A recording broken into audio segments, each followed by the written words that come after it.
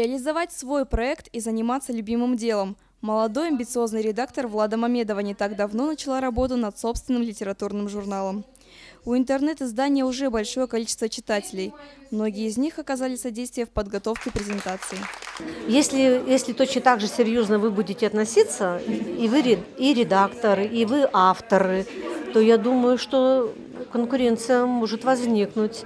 Тем более авторы же они взрослеют, набираются опыта, и произведения их уже глубже становятся. Я думаю, что да.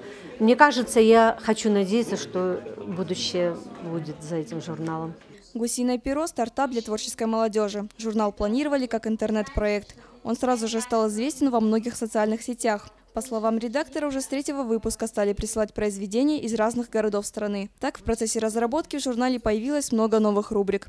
Например, известное молодежное направление «Фанфик». Журнал, он расширяется. Помимо вот этих, в какой-то степени, может быть, клише, там, проза, поэзия, есть вот именно эти очень интересные истории, которые придумывают сами люди. То есть они в какой-то степени тоже становятся там соавторами. Например, фанфик на Гарри Поттера, это вот ты действительно чувствуешь себя соавтором, там, Джоан Роулинг. Редакция журнала – студенты факультета журналистики.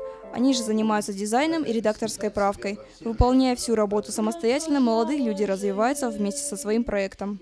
Также журнал расширяет границы и для ценителей родного языка. Совсем недавно в интернет-издании появилась рубрика на осетинском языке.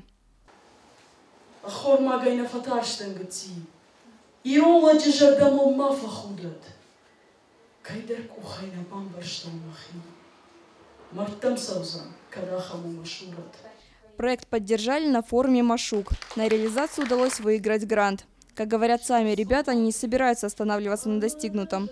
И, судя по амбициям студентов, их не испугают никакие трудности.